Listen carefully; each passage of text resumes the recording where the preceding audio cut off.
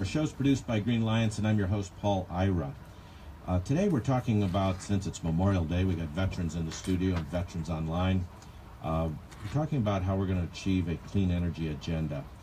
We've got Senator Spearman, Matthew DeFalco, and Steve Horner, and we're talking about sustainability and national security as it relates to energy and sustainability. Senator Spearman, are you back online with us? Nope, I guess she is not. How about Matthew? Matthew, are you online with us? Yes, I am. Okay, I cut you off when we went to break, so continue with your discussion there, please.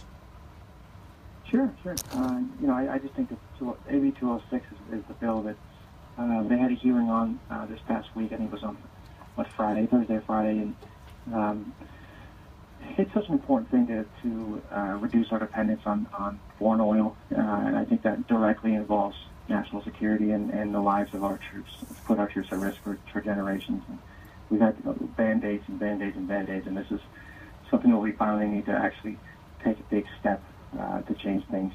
Yes. And to make some dramatic change. And Nevada can lead the way. We have been leading the way for a while in renewable energy, and this would really make a big difference.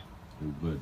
Prior to last session, Nevada was the #1 renewable energy employer in the United States, and we want to get back to that. And just for our listeners, AB 206 revises the renewable portfolio standard and it boosts Nevada's current renewable portfolio standard, setting a goal of 50% by 2030 and 80% by 2040. Those are very progressive goals. I hope we can meet them. I think we can. As I was talking earlier, there's a lot of things we can do to get there, but everyone's got to pitch in. We need people to help us support these bills. Tell us what else you're working on, Matthew. There's a number of things. Senator Spearman went through some of them in terms of veteran stuff at the legislature. Tyron Thompson's bill that just got passed and signed by the governor was a big deal. Party politics got in the way in the last legislative session, and what that would do is, obviously we know, unfortunately, the issue with suicide in the veteran community. And what that does is it requires that medical professionals in our state will have to be trained on suicide prevention, which unfortunately is not the case now. And like Senator Spearman mentioned earlier, what happens is we find that people who end up committing suicide, they are in contact with medical professionals in that time before that decision is made. And that's a real opportunity for us to make a difference in these people's lives, and I think it will. We lose, I think it's 22 veterans every day to suicide, and it's a major problem, So, veterans are often, like myself, I'll be honest, they may not go to doctors as much as some of the other civilians would, and this is something where they'll come into contact with the professional in different ways that will be able to make a difference in their lives. Keep going. Yeah, I hear you. And it's amazing to me that we have to have legislation to get medical personnel to even take a look at this. I mean, this isn't a problem that just started this week. This suicide has been going on for years, and to think that we have to go to legislation to get this figured out is amazing to me. It should be, I work in the business world. If something needs to change, you go to management, you tell them about it, and you make a change. And why can't we just do it that way? But I'm glad to see that they're taking an approach, and we're getting some legislation in place for this, and following the proper protocol, I guess, for getting things done and setting new laws. But it is something that needs to be looked at. I know it's a horrible thing that's going on with our veterans and suicide. It really is.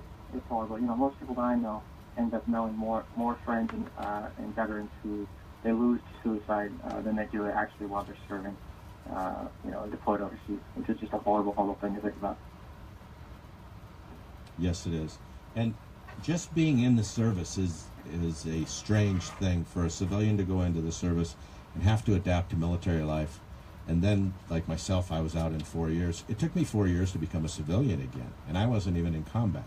So a lot of people don't realize too that for every one military person that is carrying a weapon into harm's way, there are 10 more behind them supporting them, and all of these people are having trouble going in and out of just the military. And then when you add on top of that the combat situations that these people get into, it's a horrible thing that happens to your psyche. And then trying to come back out and live in this world of civilians, and don't get me started on that, and trying to adapt to that after you've seen what you've seen, it's a hard thing to do. Hence we got people committing suicide because they can't adapt, they can't put up with it. It's not the world they're used to, and they've seen so many horrible things that living in this world is just unbearable. So I'm glad that we're getting something done on that. That transition too, I think you're right, is really a vulnerable time for many veterans. I mean, that's probably the most difficult time, coming home.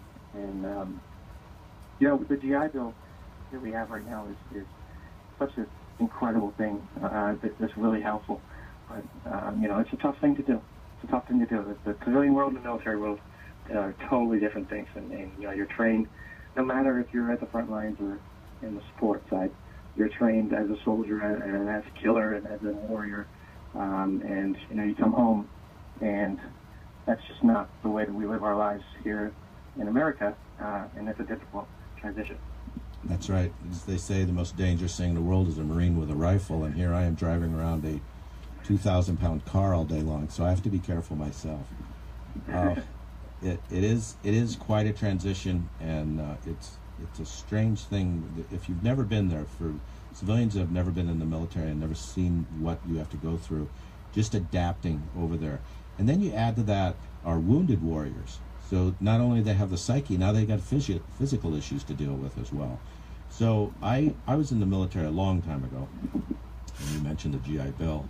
That's how I ended up going to college, and I ended up getting a 4-year degree, going to night school. I always say I crammed 4 years of college into 8 years of night school. But the GI Bill is what paid for my college, and I'm very happy about that. So I was kind of glad I got drafted and ultimately joined the Marines. We're going to talk more about this and sustainability and security in this country, and how our veterans are helping us and how we're helping the military. So we're going to go hear from our sponsors, and we'll be right back to Shades of Green.